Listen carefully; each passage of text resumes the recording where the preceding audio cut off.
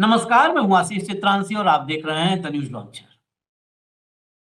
एक सर्वे कल देर शाम आता है इस देश के सामने। सर्वे किसका? इंडिया टुडे और सी वोटर। ये सी वोटर छी वोटर जो भी है, इसके सर्वे आप लोग लगातार पिछले काफी वक्त से देख रहे हैं। इसका सर्वे आता है और अक्सर इसके जो आंकड़े होते हैं चुनाव आयोग के आंकड़ों से मैच करते हैं। इन दोनों में बहुत समानता दिखती है। सर्वे कल शाम में आता है और सर्वे आते ही छा जाता है सारे पोर्टल्स की पहली स्टोरी, लीड स्टोरी यही होती है कि अगर आज चुनाव हो जाए तो किसको कितनी सीट मिलेगी, किसकी सरकार बनेगी, मोदी जी की लोकप्रियता घटी है या बढ़ी है। सब पर हेडलाइन छा जाती है एक लाइन से सारे पोर्टल्स में।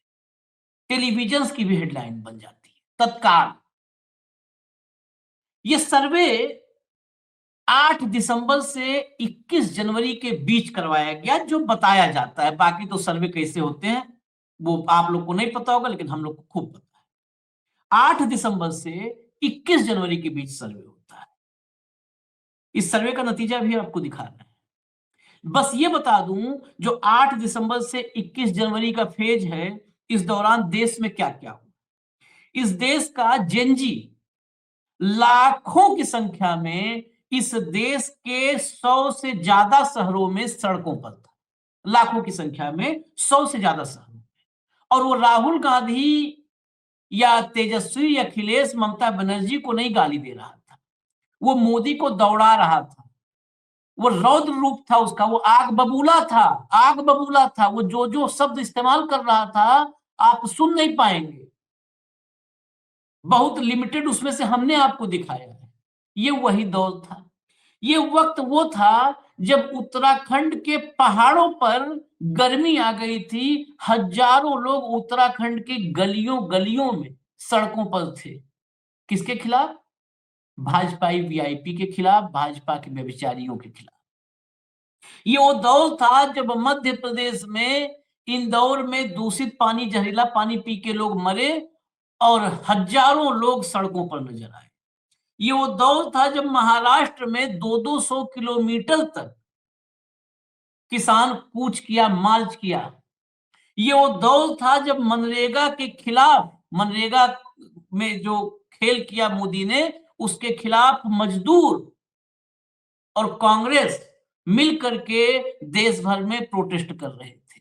ये वो वक्त था, जो सर्वे का वक्त मैं बता रहा हूं बस, ये वो वक्त था जब राजस्थान की सड़कों पर किसान और हेमाराम का जो अनशन था, खाली एक जिले का, उसमें लाख के करीब लोग उमड़ आए। ये वो दौर था। ये वो दौर था जब प्रयागराज में शंकराचार्य के अपमान पर पूरे देश में लोगों के दिलों में आग लग गई। लोग घर से लेकर बाहर तक मोदी एंड कंपनी को गरिया रहे थे, विशुद्ध गरिया रहे थे। ये वो दौर था। उस दौर में सर्वे हुआ है। अब सोचिएगा आप, सर्वे के पीछे जब जब फलाने डरता है, सर्वे के पीछे छिपता है। लाइए भाऊ को, लाइए। स्वागत है भाऊ। फिर सर्वे आया है, बधाई हो। सर्वे आया, सर्वे की टाइमिंग बड़ी जबरदस्त होती है। ये टाइमिंग जबरदस्त होती है। ये सब बैठे रहते हैं कि अब मोदी चारों तरफ लोग दौड़ा रहे हैं, तुरंत ये करते हैं, रात में सर्वे करो, सवेरे सर्वे छापो। सर्वे पे आते हैं। सर्वे दिखाइए भैया, दिखाइए। इस सर्वे का आज हम पोस्टमार्टम, सीटी स्कैन, एक्सरे करेंगे और तमाम ऐसी प्रक्रिया है जो करने के लिए, जांच करने के लिए कपड़े उतरवाने पड़ते हैं। तो इस सर्वे के आज हम कपड़े उतरवाएंगे। आज अगर हो जाए लोकसभा चुनाव तो भाजपा को मिलेंगी कितनी सीटें? आ गया लेटेस्ट सर्वे। लेटेस्ट सर्वे, अगली headline. MOTM, mood of the nation. आज हुए चुनाव तो अपने दम पर सरकार बना लेगी बीजेपी। देखें किसे कितनी सीट मिलने का अनुमान। चलिए अब दिखा दीजिए, अनुमान भी दिखा दीजिए। अगर आज चुनाव हो तो भाजपा को अकेले 240 जो था वो 287 पर होगा, मतलब खत्म, दिव्यांगता खत्म हो जाएगी भाजपा की। कांग्रेस 80 पर आ जाएगी, उसको घटना ही है बेचारी को, तो 80 बहुत दिया, एहसान किया। अन्य को 176। अब टोटल एनडीए देख लेते हैं। एनडीए को 352 मिलेंगे, इंडिया अलायंस को 182 और अन्य को 9। 2024 के चुनाव में एनडीए को 293 सीटें मिली थी, वो 293 सीटें 352 तक जा रही हैं। 293 से 352 एनडीए पहुंच रही है, 200 जो है 93 मिली थी। इस दरमियान बीच में एक सर्वे और हुआ था अगस्त 25 में, यही अभी अगस्त 25 में, तब एनडीए को 324 मिली थी, और मतलब 293 से 324 तक पहुंचे थे अगस्त में, और फिर अब 352। मतलब अगर लोकप्रियता की यही रफ्तार रही तो 2029 तक 1200 सीट पा जाएगी एनडीए, 1200 तक पहुंच जाएगी अगर यही रफ्तार रहा लोकप्रियता बढ़ने का तो मोदी जी की। अब इसको हटा दीजिए, इसको हटा दीजिए। मैं कुछ झलकियां दिखाता हूं भाऊ, आपके पास आऊंगा तसल्ली से। इस पोस्टमार्टम का पूरा जो एक्सरे डायरेक्ट हिट सब इसी में कर देना है आज। तो जरा कुछ झलक दिखा दे रहा हूं, क्योंकि जितना मैंने बोला, हालांकि न्यूज लॉन्चर देखने वाले सब कुछ देखे हैं, सुनिए जरा इनको। पूरे देश में वीडियो लोगों ने देख लिया, किस तरह से लोगों को मारा पीटा जा रहा है, बटुकों को उनकी चोटी पकड़ करके उनको अपमानित किया जा रहा है। उसके बाद भी किसी एक के ऊपर कोई एक छोटी सी भी कार्रवाई प्रदेश सरकार की नहीं हुई। बातें हुई कि जांच की जाएगी, कोई जांच कमेटी नहीं बनाई गई, कुछ नहीं। तो इससे पता चलता है कि वो जो चाहेंगे करेंगे, किसी को कुछ बोलने का अब अधिकार नहीं रहा। तानाशाही अपने देश में बिल्कुल काबिज हो चुकी है। ये संदेश इससे मिला है। न्याय की आशा अब कोई इस पार्टी की सरकार में ना करे। न्याय की आशा न करे, तानाशाही है तो तानाशाही का ही नतीजा तो नहीं है जो सर्वे है। लेकिन ये हमने आपको लेटेस्ट दिखाया था। ये वो शंकराचार्य हैं जिन्होंने बहुत दूर तक असर डाला है, अभी आगे सुनिएगा। ये जो है बहुत दूर तक असर डाले इन्होंने, औरंगजेब से लेकर और बाबर तक बता दिया था, और कहा इनकी उल्टी गिनती शुरू हो चुकी है, परसों हमने दिखाया था। आगे चलिए जरा। आप देखिए, मैं उन लोगों को पहले दिखा रहा हूं जो कट्टर भाजपाई हैं, कट्टर भाजपाई सनातनी, उनको सुनिए, सुनाइए। बहुत बहुत साधुवाद देता हूं। ये समय है सनातन धर्म के लिए लड़ने का। हिंदुओं, एक बात याद रखो, धर्मेंद्र प्रधान जैसे लोग और उसके राजनीतिक आका जिन्होंने ये कानून बनाया, अगर किसी ईमानदार देश में होते तो इन पर नरसंहार की तैयारी का आरोप लगता और इनकी सारी जिंदगी जेल में जाती या ये फांसी पर टंगते। भारत में ये तो कभी भी नहीं होगा कि कोई धर्मेंद्र प्रधान और उसके राजनीतिक आकाओं से ये पूछ सके कि भाई तुमने ये कानून बनाया क्यों। लेकिन भगवान की अदालत है, मेरी मां की अदालत है, मेरे महादेव की अदालत है, उनमें इनकी, धर्मेंद्र प्रधान जैसे लोगों की और उनके राजनीतिक आकाओं की सजाएं निश्चित की जाएंगी और इन्हें सजाएं जरूर मिलेंगी।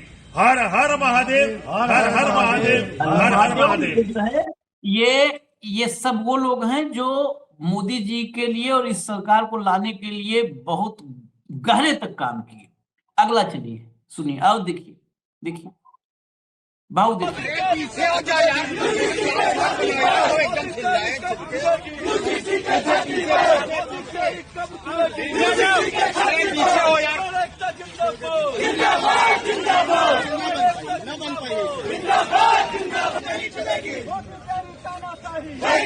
नहीं चलेगी। बहुत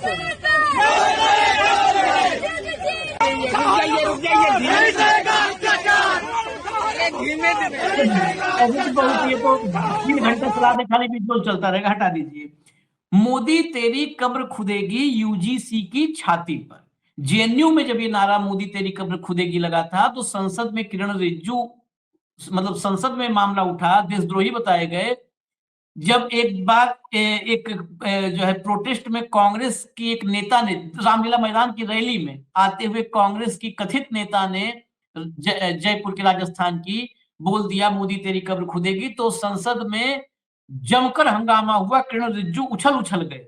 ये भगवाधारी सब लगा रहे हैं, ये कोई और नहीं है, भगवाधारी कह रहे हैं मोदी तेरी कमर खुदेगी। भगवाधारियों को तो कम से कम ये नहीं करना चाहिए कमर खुदेगी। भगवा में तो चिता सजती है, कमर खुदती ही नहीं है, लेकिन ये भी कह रहे हैं, तो इस पर सन्नाटा है। ये देखिए देश का माहौल बता रहा हूं, बस आगे चलिए। देश का माहौल, ये झलकियां हैं, पूरा माहौल दिखा दे तो मुगले आजम 4 बनेगी, पार्ट 1, पार्ट 2, पार्ट 3, पार्ट 4। ये देखिए, ये महाराष्ट्र है, 200 किलोमीटर 200 किलोमीटर का रेला है। आगे चलिए, आगे चलिए, आगे चलिए, आगे एक और, मतलब खाली ऐसे झलक, एक झलक देख लीजिए अलग अलग राज्यों। ये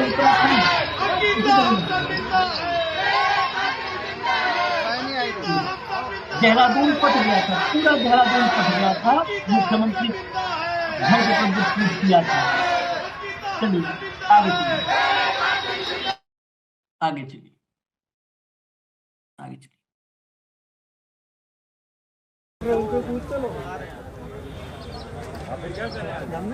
ये देखिए, ये इंदौर पूरी बैरिकेडिंग लगा दी तब भी जो जब गाड़ी पर खड़े हुए जीतू पटवारी जिले के और दिग्विजय और सारंग, तो पट गया था, रोड पूरी भर गई, वहां से भाषण हुआ। हटा दीजिए, सब हटा दीजिए, भाव पास चलेंगे। इसके बाद मैं दोस्तों को बता दूं, मैं अगस्त वाला इस सर्वे पे अभी एक टिप्पणी ले ले। ये देखिए, हाँ साइड में चला दीजिए, ये देखिए, ये बहुत बढ़िया, ये देखिए, ये तो मैं अभी चल भूल ही गया, अरावली, क्षमा कीजिए, इतना गिनाया एक छूट गया था, अरावली। ये देखिए जल सेना, ये जेनजी है, जेनजी। उसके बाद सवाल के बाद मैं इस सवाल के बाद क्या दिखाऊंगा, अगस्त के सर्वे को फिर नग्न करूंगा, और उसके बाद आपको इस देश के सामने जो सबसे गंभीर संकट है उस तरफ ले चलूंगा। सबसे गंभीर संकट, भाव आप भी चौंक जाएंगे वो आंकड़े देख करके, तब इस सर्वे को हम लोग बेहतर समझेंगे। दर्शक हमारे साथ बस बने रहें। भाव ये सर्वे पत्रकारिता में कई बार और अक्सर आजकल तो बहुत जल्दी ऐसे समय आते हैं कि आपको वस्तु स्थिति जब आप दर्शकों के सामने बयां करते हो तो उसके बाद आपके व्यक्तिगत संबंधों में बहुत खलल पड़ती है और फिर उसको कई बार ताने सुनने पड़ते हैं। सी वोटर के जो मालिक है देशमुख, वो मेरे पारिवारिक मित्र है, बहुत अच्छे भाई जो समान है। लेकिन ये सर्वे कैसे हैं, सर्वे कैसे होते हैं, सर्वे के मायने क्या है, इस पे एक अलग शो कर लेना चाहिए। तो पता पड़ता है कि सर्वे के पीछे सरकार की असफलता को छुपाना, सर्वे के पीछे सरकार अपने जिन कार्यकर्ता और अंध भक्तों का मोरल डाउन होता है उसको बूस्टर डोज देता है ये सर्वे। उसके बाद इस सर्वे के अनुसार कुछ होता नहीं होता तो भी कुछ मायने नहीं रखते। लेकिन आजकल ऐसे सर्वे इसलिए भी होते हैं क्योंकि जब चुनाव के नतीजे डिजाइंड हो जाते हैं तो उस डिजाइंड चुनाव के नतीजों को जस्टिफाई करने के लिए ऐसे सर्वे बीच बीच में परोसे जाते हैं। मैं इसमें कोई दो मत नहीं कि ये क्यों नहीं माने हम कि नरेंद्र मोदी जी की लोकप्रियता बढ़ गई है, देश की लोकप्रियता बढ़ गई है, एनडीए की लोकप्रियता बढ़ गई है। ये मानने के लिए ग्राउंड बता दीजिए, मान लेंगे। वो कौन सा आशीष और अशोक वानखेड़े का कोई दुश्मनी है एनडीए के साथ या मोदी जी के साथ। लेकिन थाली में मक्खी गिरी, वो खाने में तो खाना निगला थोड़ी जाता है, दिखता तो है ना मक्खी गिरी है, थाली तो हटाएंगे साइड में। आशीष जी ने जो दिखाया मुझे, वो तो एक क्या देश में चल रहा है ये दिखाया। मैं बता रहा हूं कि पिछले 6 महीने में सरकार का अचीवमेंट क्या है ये सरकार बताए, कि जिससे जनमानस को लगा होगा कि ये सरकार काम कर रही है। विरोध प्रदर्शन तो हमने दिखाई दिए हैं। सरकार के तरफ से आपको कुछ याद होगा तो आप मैसेज में डाल दीजिए, सरकार ने ये किया, इससे फायदा हुआ। महंगाई अपने जगह पे, बेरोजगारी अपने जगह पे, किसान की समस्या अपनी जगह पे, तीनों का कोई निपटारा नहीं हुआ। जो हमारा टेक्सटाइल सेक्टर मार खा चुका है, डायमंड सेक्टर मार खा चुका है। आंध्र प्रदेश में पूछो झींगे पकड़ने वाले लोगों का क्या हाल है, उनका माल कहां जा रहा है, बताइए। ये मूर्ख बनाते हैं देश को जब हम बोलते हैं कि भाई ये अमेरिका के और ये बाकी आपके अंतरराष्ट्रीय स्तर पे जो कोई एफटीए हो रहा है, क्या हो रहा है, लेकिन निर्यात तो नहीं बढ़ रहा है ना। तो ये तुरंत आंकड़ों में बता देते हैं, पैसे में निर्यात बढ़ा है। अरे भाई, जब डॉलर ऊपर चला जाएगा तो निर्यात तो बढ़े जाएगा। जो $2 की शर्ट थी आज भी $2 की है, तब 120 रुपए मिलते थे, आज 200 रुपए मिल रहे हैं। तो 200 रुपए निर्यात से आ रहे हैं, इसका मतलब ये थोड़ी कि आपके शर्ट ज्यादा गए हैं। शर्ट तो एक ही गया है, जो 5 शर्ट जाते थे वो कम हो गए, 4 जा रहे उसके जगह। पैसे में मत गिनिए, वॉल्यूम में बताइए कितना आपका डायमंड एक्सपोर्ट हुआ, कितना कारपेट एक्सपोर्ट हुआ। वॉल्यूम में बताएंगे तो नानी याद आ जाएगी इनको। कोई एक सेक्टर नहीं है जिसके भरोसे कुछ किया जा सकता है। कल का सर्वे रिपोर्ट खुद कई सवाल खड़े करता है। कल का सर्वे रिपोर्ट इस बात को लेकर आशान्वित है कि किसान फसल अच्छी उगा लेगा तो महंगाई कम होगी। फिर किसानों के भरोसे, किसान फसल तो उगा लेता है, कौन मना करता है। एक ही तो कैटेगरी के लोग हैं, एक ही तो जमात है इस देश में जो घाटा खा के भी काम करती है। ये अडानी, अंबानी, टाटा, बिरला थोड़ी है घाटे की कंपनी बंद कर दे। वो तो घाटा खा खा के, अपना पेट काट के, अपने यहाँ शादी में कॉम्प्रोमाइज करके, अपने माँ बाप के इलाज में कॉम्प्रोमाइज करके, बच्चों के एजुकेशन में कॉम्प्रोमाइज करके, खुद पे कॉम्प्रोमाइज करके अनाज उगाता है और देश का पेट भरता है। उसको क्या दे रहे हो आप? कितने जगह एमएसपी से ज्यादा में माल बिक रहा है, सरकार इसका ब्यौरा दे दे। एमएसपी ये मिनिमम प्राइस है, मिनिमम, वो भी आप दे नहीं पा रहे।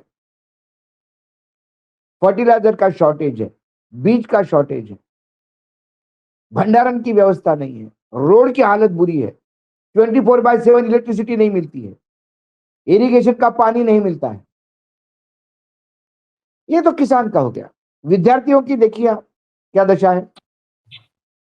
यूजीसी के चक्कर में सारे विद्यार्थी रास्ते के बाहर है। जो लोग ग्रेजुएट हो जाते हैं, आए दिन पेपर लीक होते हैं, कोई कॉम्पिटिटिव एग्जाम नहीं है। राष्ट्रपति महोदया ने अपने भाषण में बोल दिया कि हम 5 करोड़ जॉब देंगे। ये तो नरेंद्र मोदी 2013 से बोल रहे हैं 5 करोड़ जॉब देंगे। जॉब है कहां दे रहे हैं आप? अडानी का शेयर ऊपर जाने से देश की प्रगति थोड़ी होती है। देश की प्रगति तब मानी जाती है जब अंतिम व्यक्ति है। हम चौथी बड़ी अर्थव्यवस्था, हम इसलिए चौथी बड़ी अर्थव्यवस्था है कि हम करें, जनसंख्या इतनी है। जीडीपी के लेवल पे देखा हो तो हम कौन से नंबर पे हैं? 20-22वें नंबर पे। अर्थव्यवस्था उससे गिनी जाती है कि आपके यहां सूद कितना है। खुद मैं छोड़ो, हम तो दोनों घोषित पाकिस्तानी और चाइनीज और क्या क्या देशद्रोही सब कुछ है हम। मोहन भागवत तो नहीं है। मोहन भागवत ने खुद कहा कि स्वास्थ्य और शिक्षा आम आदमी के हाथ से बाहर चली गई है। इसके बाद भी लोग वोट दे रहे। यशवंत देशमुख के टीम को मैं पूछना चाहता हूं, भाई मेरे किस कारण, लोग कुछ कारण भी तो बता दिया करो। सिर्फ लोग मोदी जी को पसंद करते, किस लिए पसंद करते, कुछ कारण भी तो हो। सबसे बड़ा कारण भी तो खत्म हो गया, हिंदुत्व, सनातन की रक्षा। अब तो गरिया रहे हैं सनातन, सब।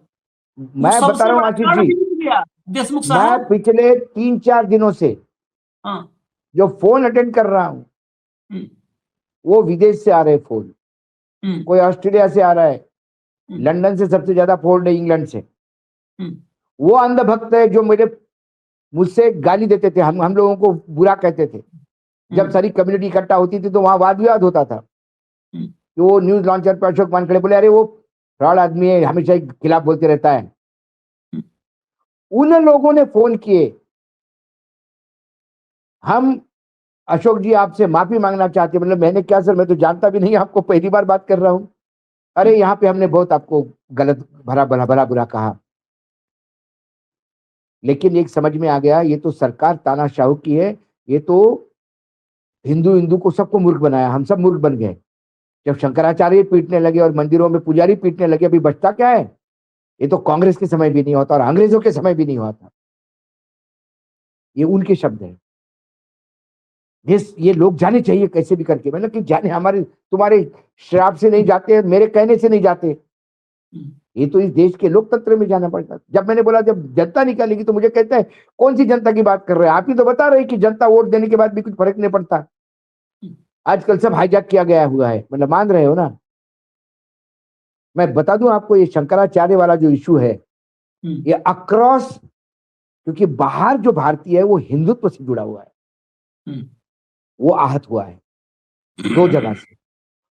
एक जो बांके बिहारी के मंदिर में हुआ, और जो शंकराचार्य के साथ हुआ। वो लोग पूरी अपने आप को इतना बड़ा समझने लगे हैं, और बाकी किस पैरामीटर पे? अमेरिका रोज जूता मार रहा है, खा रहे, विश्व का कोई देश हमारे साथ खड़ा नहीं है। यूरोप के बोले 27 देशों ने एग्रीमेंट किया, खूब तालियां बजा रही है। तो क्या हो गया? देसी दारू के ठेके बंद हो जाएगी, देसी दारू के ठेके पे ब्लैक लेबल मिलेगी अभी, विदेशी दारू। वहां की गाड़ियां सस्ती आएगी, हमारी गाड़ियों का क्या होगा? हमारे को कंपटीशन बांग्लादेश से करनी है, हमको कंपटीशन वहां थाईलैंड से करनी है कपड़ों के मामले में। हमें हांगकांग से और चाइनीज कंपनी से हमको वहां डायमंड का करना है। कारपेट ये का अभी आप तक कर रहे मार्केट ने ढूंढ पाया। ये आज ये हमारे आप कारपेट के लाखों लोग बेरोजगार है, वहां डायमंड के लाखों लोग बेरोजगार है, कपड़े के लाखों लोग बेरोजगार है। ये आदमी हवाबाजी करते हैं कि बोले मदर ऑफ ऑल डील्स। ये आप कर रहे हैं। हम बेसिकली साहेब कंपटीशन किससे कर रहे हैं? सूडान, माली, सीरिया से, जहां पे आपस में लोग कट मर रहे हैं रोटी के लिए। कट मर रहे हैं। मैं अब थोड़ा पीछे चलता हूँ, ये सर्वे भी पूरा नहीं होगा, दर्शकों का जो है आज का वो ये विषय जरा दिखाइए। अगस्त वाला लाइए। ये देखिए, 3 प्रमुख विधानसभा चुनावों में लगातार जीत के बाद आत्मविश्वास से भरी एनडीए पार्टी आज लोकसभा चुनाव होते तो India Today C voter mood of the nation survey के अनुसार शानदार प्रदर्शन करते हुए 324 सीट जीत सकती है। दूसरी ओर कांग्रेस के नेतृत्व वाली विपक्षी गठबंधन, जिसने 234 सीट जीती थी 24 में, वो 208 पर सिमट जाएगी। ये है एनडीए पार्टी लिख रहे हैं। बताइए, ये वही है ग्रुप जिसने करवाया सर्वे, एनडीए पार्टी। चलिए, अब ये अगस्त का है सर्वे, अगस्त का। ये जरा गौर से देखिए, वो अगस्त का है, अगस्त का सर्वे है। जिस सर्वे का बता दिया भाऊ ने कि कैसे हो रहा है, क्या हो रहा है, भगवान ही जाने वो कैसे होता है और कौन लोग उस सर्वे में पार्टिसिपेट करते हैं। लेकिन ये जो डेटा आपके सामने आया है, ये डेटा ऑथेंटिक डेटा यूट्यूब का है, जिसमें ऐसा नहीं होता है कि, क्योंकि हम लोग तो यूट्यूब पर हैं, आप भी दिखता है ना कि कितना व्यू किसका आया, उसमें तो नहीं तुक्केबाजी है ना। जुलाई 25 का ये डेटा है और अगस्त का वो सर्वे है, यानी वो जुलाई का सर्वे अगस्त में पब्लिश हुआ, जैसे ये दिसंबर से जनवरी तक का सर्वे आया। ये जरा देखिएगा, ये कौन किसको कितना देखा गया वो डिटेल है, जरा गौर से देखिएगा। एक राहुल गांधी को 13 जुलाई से 19 जुलाई के वीक में, जो 29th वीक था 2025 का, राहुल गांधी को 12 पॉइंट, राहुल गांधी का यूट्यूब चैनल जो राहुल गांधी का ऑफिशियल, उस पर टोटल व्यूज आए 12.7 मिलियन, 32% व्यू शेयर था। इंडियन यूथ कांग्रेस का आया 11.8 मिलियन, यूथ कांग्रेस का। उत्तर प्रदेश कांग्रेस का 4.5 मिलियन और नेशनल कांग्रेस का 4.5 मिलियन। मतलब करीब करीब 33-34 मिलियन व्यू है। 33 से 34 मिलियन व्यू राहुल गांधी और राहुल गांधी के पूरे सिस्टम का मिला के 34 मिलियन, जो इतना है। बाकी अनऑफिशियल वो छिपे हुए लोग, उनका नहीं, ये सिर्फ 4-5 का। आम आदमी पार्टी 3 मिलियन। नरेंद्र मोदी देखिए 1.1 मिलियन। अकेले राहुल गांधी का 12.7 मिलियन है और नरेंद्र मोदी का 1.1 मिलियन। और सबसे नीचे आइए, भारतीय जनता पार्टी 10वें नंबर पर है, 0.3 मिलियन। 3 मिलियन, 1 मिलियन में 10 लाख, 0.3 मिलियन 3 लाख। नरेंद्र मोदी पर 3 लाख व्यू आए। और यूट्यूब कौन देख रहा है? एलियन तो देख नहीं रहे ना, मैं खाली सैंपल दिखा रहा हूं। 35 मिलियन वर्सेज 1.4 मिलियन, मोदी 1.1 और Bhajpa 0.3। 1.4 million versus 35 million. 35 million वाले की सीटें डाउन जा रही है, इसको 35 मिलियन लोग देख रहे हैं, उसको उसकी लोकप्रियता बहुत तेजी से घट रही है। और 1 मिलियन वाले 35:1, 1 मिलियन वाला छप्पर फाड़ रहा है भाव। ये है पिछला सर्वे, हटा दीजिए। देखा आपने, ये पिछला सर्वे। कहां से सर्वे आता है? मतलब कुछ भी तो लॉजिक होगा। या ये कह देंगे वो जो देखने वाले हैं वो सब बेवकूफ हैं, वो इंडिया के बाहर रहते हैं। लॉजिक तो वहां पे भी था ना आशीष जी, हम्म। कि जिनके रैलियों में लोग नहीं होते थे, चेयर खाली होती थी, बैठो बैठो हाँ, करते थे। हाँ। जिनके रोड शो में स्कूल के बच्चे खड़े कर देते थे, जो वोटर भी नहीं हो सकते, हम्म। हवा में हाथ हिला रहे थे, हम्म। उनको वहां पे इतनी सारी सीटें मिली। इसकी क्या लॉजिक है? हम्म। तो ये जो सर्वे है, ये आने वाले जो नतीजे डिजाइन, मैंने कहा ना आपको, 400 प्लस 2029 में 400 प्लस बीजेपी जाएगी। आप कम सोच पा रहे मैं हैं जी, रफ्तार मैं भी तो 12 तक जा रहा है। लीजिए करे, क्योंकि 1200 तो सीटें है नहीं अपने पास, तो ये 400 प्लस लेके जाएंगे। और वो 400 प्लस लेके जाने के लिए ये अभी से डिजाइन करना चालू हो रहे हैं। जब पूरे देश में आंदोलन हो रहा है, जब यूट्यूब में कोई इनको देख नहीं रहा है, फिर भी लोग इनको मत दे रहे हैं। ठीक है, क्योंकि इनको ये पता है कि हमको मतदान से जीतना नहीं है। हमको हमारा SIR जिंदाबाद, हमारा अपना चुनाव का सिस्टम जिंदाबाद, ज्ञानेश कुमार जी जिंदाबाद। उनको एक्सटेंशन मिले तो कोई आश्चर्य नहीं होगा।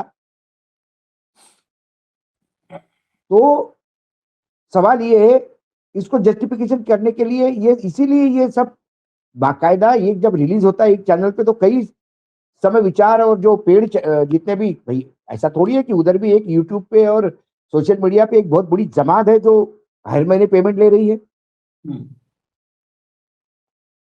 उनके पास, सबके पास ये चल रहा है। सुबह से लेके देखिए 500। अब आम आदमी भी उसको देख के हंस देता है। क्या आम आदमी की बात मत करिए। कल का मैं दर्शकों से एक निवेदन करता हूं। हमारी बात, हम तो हमेशा कहते हैं कि हमारी बात को भी ठोक बजाक मानिए। कल का मिड डे मुद्दा, और भाऊ आपसे भी निवेदन है, कल का मिड डे मुद्दा जिसमें हमने राम मोहन नायडू की बाइट लगाई थी और 3 बाइटें लगाई थी मोदी जी की, कि जब प्लेन क्रैश के बाद वो भाषणबाजी कर रहे थे एविएशन सेक्टर का, याद है आपको? कल केवल आप उस मिड डे मुद्दा का जा करके कमेंट सेक्शन खोल करके कमेंट पढ़ लीजिएगा। 100 से ज्यादा कमेंट हैं और सबने बोला, आशीष जी प्लीज निवेदन है, हम आप कुछ भी कहो कि हमारी मजबूरी है। कल मैंने बोला भी था बाइट चलाते समय कि लोग सुनना नहीं चाहते, लेकिन मजबूरी। 100 नहीं हो सकता ज्यादा, मतलब मैं जितना पढ़ा, सैकड़ों कमेंट हैं। आशीष जी कोई मजबूरी नहीं है, इस आदमी को आप ट्रांसक्रिप्ट चला दो, आप अपने मुंह से बोल दोगे कि ये ऐसा नरेंद्र मोदी ने बोला है, हम मान लेंगे। मत चलाया करो, हम देखना नहीं चाहते हैं। 12 साल हो गया सुनते सुनते, अब सुनना और देखना नहीं चाहते हैं। मैंने क्या लेकिन कहा था, नियम बताता है। जिसका बेस यूट्यूब का मिलियंस में हो, उसकी व्यूअरशिप देखो। हाँ, हाँ, इससे पता पड़ता है कि लोग एलर्जी हो गए हैं। मैंने क्या कहा, हाँ। लोग आशिक, लोग हर एक को, हमको भी सुनेंगे, हमसे भी एलर्जी हो सकती है लोगों की।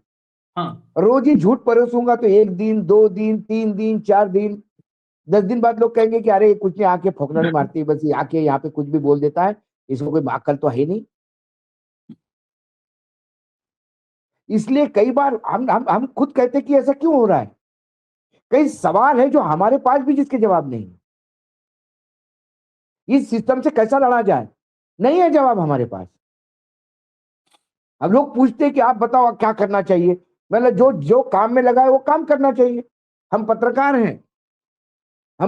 हैं, हम सच्ची खबरें और विश्लेषित करके आपके सामने लाने का काम कर रहे हैं, बस वही कर रहे हैं। हम ये नहीं देख रहे कि इससे होगा क्या। भाऊ सबसे क्योंकि गंभीर पूरा पार्ट, सिस्टम इतना करप्ट हो गया है आशीष, कि लोगों का खुद के ऊपर का विश्वास उड़ गया है। अब सबसे गंभीर पार्ट पे आ रहा हूं, सबसे गंभीर पार्ट, जो लोग अब तक रुक गए हैं भले हमको गरियाल ने 10 मिनट और रुकिएगा, सबसे गंभीर पार्ट, ये सर्वे, ये मोटियन, ये देशमुख, ये इन सबके पास ये 3 पीढ़ियां, इस सर्वे के बदले 3 4 5 पीढ़ियों की व्यवस्था साहब कर देते हैं, पैसा इतना है इस सर्वे में, ऐसे थोड़ा होता है सर्वे। देखिए इस देश का युवा भाऊ, जिस देश में कहा जा रहा है सीटें बढ़ती जा रही है, लोकप्रियता बढ़ती जा रही है, युवा पागलपन के कगार पर खड़ा है इस देश का युवा।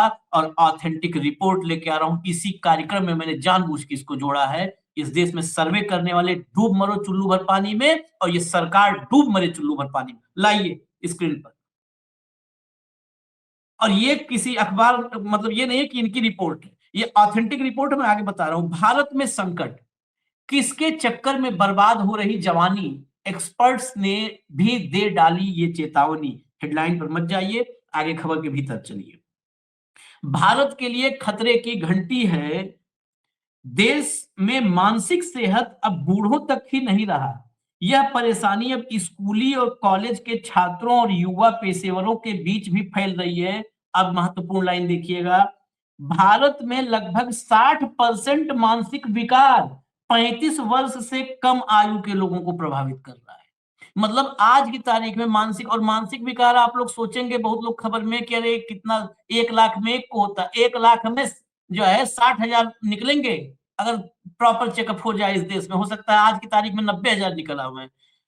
और जितने मानसिक विकार निकल रहे हैं 60% टोटल में से वो 35 साल से कम आयु के लोग हैं। वरिष्ठ मनोचिकित्सकों की यह चेतावनी बुधवार को इंडियन साइकियाट्रिक सोसाइटी, ये ऑफिशियल रिपोर्ट है, इंडियन साइकियाट्रिक सोसाइटी 2026 के 77वें वार्षिक सम्मेलन से आई है ये चेतावनी। अगला लाइए जरा, अगला लाइए, नरेंद्र मोदी की उपलब्धि मैं आपको दिखा दूं। नरेंद्र मोदी की उपलब्धि, इसको भाजपा दफ्तर के बाहर चस्पा करना चाहिए और मोदी के पीएमओ के नेम प्लेट के नीचे। नौकरी की अनिश्चितता और स्क्रीन टाइम बढ़ना बड़ा कारण, नौकरी की अनिश्चितता और इसके सबसे पहला कारण जो है, मैं पूरी रिपोर्ट पर कल शाम से इस पर काम कर रहा, इसमें जो बताया है उसमें रहेजा साहब जो थे, उन्होंने 28 से 31 जनवरी तक यहाँ आयोजित सम्मेलन में कहा कि शैक्षणिक अपेक्षाओं का अत्यधिक दबाव, नौकरी की अनिश्चितता, निरंतर डिजिटल संपर्क, अकेलापन और मादक पदार्थों का सेवन मानसिक स्वास्थ्य समस्याओं को कम उम्र में और अधिक बार प्रकट होने का कारण बन रहे हैं। सबसे महत्वपूर्ण नौकरी की अनिश्चितता है। नौकरी की अनिश्चितता ये किसका काम है? यही तो सरकार इसी के लिए तो होती है, सरकार मंदिर बनाने के लिए और प्राण प्रतिष्ठा के लिए थोड़ा होती है। स्क्रीन टाइम, जिस देश का प्रधानमंत्री कहता हो डाटा और आटा फ्री है, वोट दो हमें, उस देश में स्क्रीन टाइम बढ़ेगा घटेगा? बिहार में चुनाव प्रचार के दौरान कहा रील बनाइए, रील से वो अपना दाढ़ी वड़ी सेट करके रील से बिहार के मेरे बच्चे रील से पैसे कमा रहे हैं, घरों में उनके हीरा जवाहरात आ रहे हैं, कोहिनूर खरीद ले आएंगे बच्चे मेरे। बेशर्मी की पराकाष्ठा देख लीजिए। जिस देश का यूथ, हम कहते थे ना भाऊ कि दुनिया का सबसे ज्यादा यूथ भारत के पास है, दुनिया का सबसे ज्यादा पागल भारत के पास, दुनिया का सबसे ज्यादा फ्रस्ट्रेटेड जो है यूथ भारत के पास होगा, दुनिया का सबसे ज्यादा बीमार, सबसे ज्यादा बीमार पागल, कड़े शब्दों में वो भारत पैदा कर रहा है। नरेंद्र मोदी की अगुवाई में 12 साल से ये निर्माण चल रहा है। इससे गंभीर रिपोर्ट अगर देश में चर्चा होनी है ना तो 12 घंटे मीडिया करे इस पे, 12 घंटे का विषय है, और 12 घंटे नहीं, रोज 12 घंटे। आगे लाइए पन्ना, आगे लाइए। विशेषज्ञों ने स्पष्ट किया कि 60% का आंकड़ा भारतीय और अंतरराष्ट्रीय अध्ययनों के एक बड़े समूह के विश्लेषण पर आधारित है। ये कोई वैसा नहीं है, जो दर्शाता है कि अधिकांश मानसिक विकार किशोरावस्था के अंत या 20 वर्ष की आयु में ही शुरू होते हैं। यदि इसे बिना इलाज छोड़ दिया जाए तो ये बुढ़ापे तक बनी रहती है। 20 से 35 और 20 से 35 यही आयु है जो सड़कों पर मुसलमान है, हिंदू है, सनातन बचाना है, जिनको पागल किया है इस इकोसिस्टम ने मोदी के। भाऊ, ये वही 20 साल 35 साल वाला है जो सवेरे झंडा लेकर के घर में बाप को गरिया के निकल लेता है, झंडा लेके जा रहे हैं, सनातन की रक्षा करने मोदी जी बुलाए हैं। पूरे दिन उपद्रव मचाता है डंडा लेके, झंडा लेके। भारत का भविष्य देख लीजिए, एमओटीएन वालों को भी बताइए जरा। देखिए आशीष, एक बात तो तय है कि मैं बार बार कह रहा हूं कि आज का जो यूथ है जिसको आप देखोगे वो फ्रस्ट्रेटेड है। फ्रस्ट्रेटेड इसलिए है कि एजुकेशन का कॉस्ट ज्यादा है, माँ बाप की अपेक्षाएं ज्यादा है। आप एजुकेशन लोन का प्रेशर देखें माँ बाप पे, और बैंकों से एजुकेशन लोन का डिसबर्समेंट देखें तो वो आप देख लीजिए, क्योंकि शिक्षा अब आम आदमी के पहुंच के बाहर हो गई है। ये आदरणीय मोहन भागवती बोल चुके हैं, मेरे बोलने की जरूरत नहीं। अब भागवत को तो ये नहीं मानते, भागवत को भी ये मूर्ख मानते हैं, तो छोड़ दीजिए, क्योंकि भागवत जी का भी कोई वजन नहीं रहा, ना कोई औकात रह गई है। वो बोलते रहते हैं, उनको कोई सुनता भी नहीं। एक समय था संघ चलाया करता था बीजेपी, अब बीजेपी संघ को चलाती है। अब भागवत जी वो भी बोलने के पहले पूछेंगे कि साहब ऐसा मुझे लग रहा है, बोलूं क्या? पहले तो बोल दिए, अब नहीं बोल पाएंगे। तो कुल मिलाकर इस देश में शिक्षा बहुत महंगी, शिक्षा महंगी, तो शिक्षा के बाद जब लोन चुकाना है आपको, तो आपको नौकरी चाहिए, नौकरियां हैं नहीं। प्राइवेट सेक्टर में भी नौकरियां दनादन जा रही है, क्योंकि जो सर्विस एक्सपोर्ट था हमारा बाहर, अब वीजा के प्रॉब्लम्स आ रहे हैं। अमेरिका ने इतना हॉरिबल स्थिति कर दी है, और अमेरिका के इस दादागिरी से पूरा यूरोप, पूरा सभी कॉन्टिनेंट कहीं ना कहीं इंपैक्ट हुआ है। उसके वजह से लोग काबिल है लेकिन नौकरियां नहीं है। ठीक है, दूसरी बात, जो नौकरियों का चलन है आशीष, जो एक नई मैं थ्योरी आपको बता रहा हूं। यदि आपकी उम्र 40 साल हो गई और आपको नौकरी चली गई आपकी, तो समझ लीजिए बाकी बुढ़ापे तक आप बेरोजगार हैं, क्योंकि थोड़ी बहुत रिक्रूटमेंट की जगह फर्स्ट लेवल पे है, ऊपर के लेवल पे तो है ही नहीं, ऊपर के लेवल पे है नहीं। आप जर्नलिज्म में देखिए, नया यंग रिपोर्टर है तो उसको कहीं नौकरी मिल जाएगी, लेकिन जिसने 10 साल निकाले सीनियर लेवल पे है, वो एक बार नौकरी गई तो उसको दूसरी नौकरी नहीं मिलती। ये एक नया पैटर्न शुरू हो गया है। वो पैटर्न इसलिए शुरू हो गया है क्योंकि हमारे यहां यूथ ज्यादा आ रहा है, तो रिक्रूटमेंट कंपनियों को लगता है कि यूथ है, 40 साल में इसमें से दम निकल गया, फूका हुआ कारतूस हो गया, इसको छोड़ दो। फिर उसका प्रमोशन होते होते उसका सैलरी स्लैब पहुंच जाता है ऊंचा, उसको निकाल दो, क्योंकि कंपनी प्रॉफिट नहीं कमा पा रही है। पूरी देश की अर्थव्यवस्था चरमरा गई है,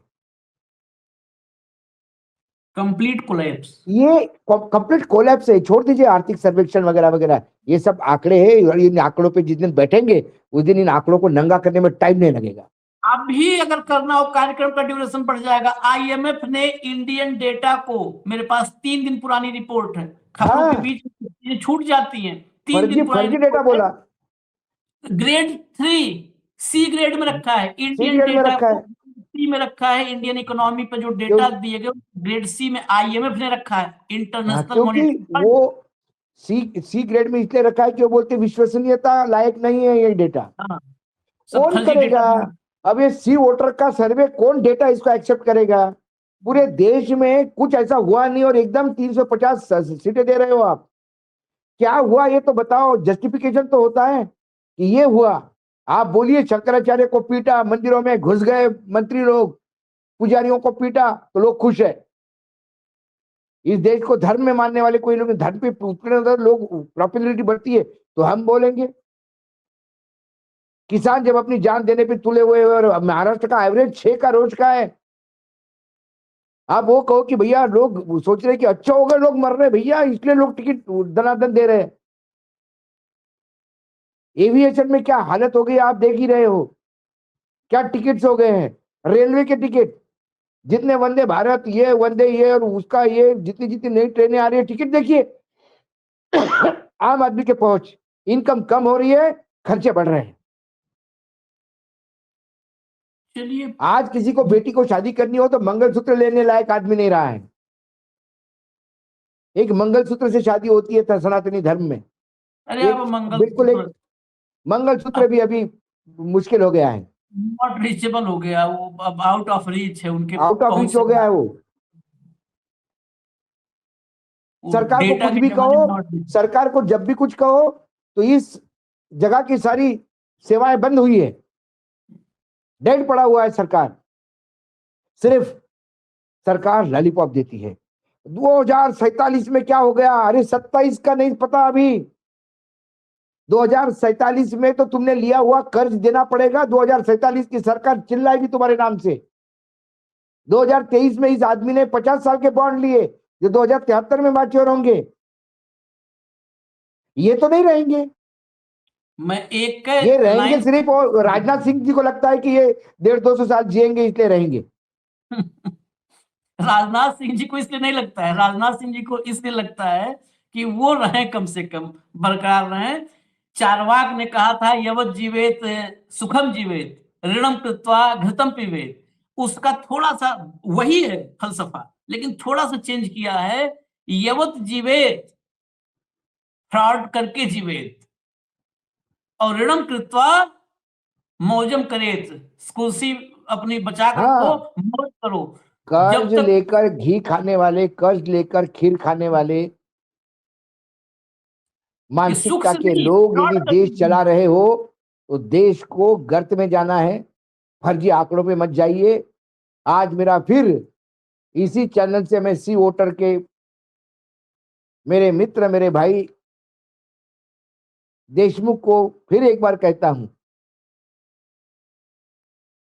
कि पार्टी को क्या चाहिए, चैनलों को क्या चाहिए, ये मत परोसो, कभी अपनी क्रेडिबिलिटी भी रखो। मुझे सिर्फ कारण बताओ, सिर्फ मुझे ये 2 कारण बताओ, मैं मान जाऊंगा। जिस पीरियड में आपने सर्वे किया उस पीरियड में ऐसा क्या हुआ, 2 कारण बताइए मुझे, तो मैं मान जाने जाऊंगा। नहीं तो मैं उस सनातन धर्म को मानता हूं। जब भक्त प्रहलाद को पूछा हिरण्यकश्यपु ने, क्या इस खंबे में तेरा भगवान है? उसने कहा हाँ। उसने खंबे पे लात का प्रहार किया और नरसिंह प्रकट हुआ। ये मैं सनातन धर्म का विश्वास रखता हूं, जिसमें गीता में अर्जुन ने सवाल पूछा तो अर्जुन के सवाल का जवाब दिया भगवान श्री कृष्ण ने, तब जाके गांडी उठा है। मेरे भी कुछ सवाल है, उसका जवाब ही दे दो, आंकड़े मत अरे बताओ। कहाँ जवाब, ये वो दौर आप कहाँ तुलना कर रहे हैं, ये जवाबों से रहित दौर है। यहाँ नरेंद्र मोदी ने जवाब दिया और देशमुख से आप करें जवाब दे दो।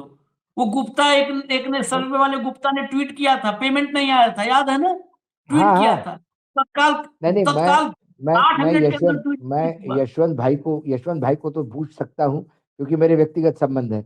मोदी जी को तो पूछने की हमारी औकात नहीं है। और मोदी जी देंगे नहीं, जिस दिन मोदी जी कहेंगे कि यार तुम बहुत बोल रहे हो, चलो मैं बैठता हूँ तुम लोगों के साथ, मैं तो कहता हूँ हम दोनों के साथ बैठे, नहीं तो हम दोनों में से किसी एक के साथ बैठे, किसी एक के साथ में। है ना? सवाल उन्हीं के सरकारी आंकड़ों के होंगे। मैं फिर कहता हूँ, कोई आंकड़ा आशीष इसका नहीं होगा, आशीष चित्रांश का। आंकड़े सरकारी होंगे, जवाब प्रधानमंत्री के चाहिए। और उस जवाब में इमरजेंसी, जवाहरलाल नेहरू ये छोड़ के बात करें। नहीं वो क्योंकि हर बात सवाल करने का की जवाब नहीं, जवाहरलाल नहीं नेहरू नहीं होते, हर सवाल का जवाब इंदिरा गांधी नहीं होता। नहीं नहीं, नेहरू बतिया हुआ है, हम तो कल नेहरू पे ही बात कर ले, वो जिस पे चाहे। वो मैंने क्या कहा? प्रियंका नहीं ने नहीं, कहा था ना, आशीष उसको कहा जी था, बताओ जिस पे चाहे उस पे मुझे बतिया। बताओ, आप उनसे पे क्या बात करोगे जब 4 सदी के संत इकट्ठा बैठ के उनसे चर्चा करेंगे और वो बोलेंगे कि हाँ मैं भी था उसमें, वो मेरे नेहरू सामने बात बतिया हुई? रहे हैं, वो तो क्या करेंगे आप बंकिमचंद्र क्या करेंगे? चट्टोपाध्याय बतिया रहे, आप रविन्द्रनाथ टैगोर। या तो शोर छोड़ के चले जाएंगे या सर खुजाते रहेंगे।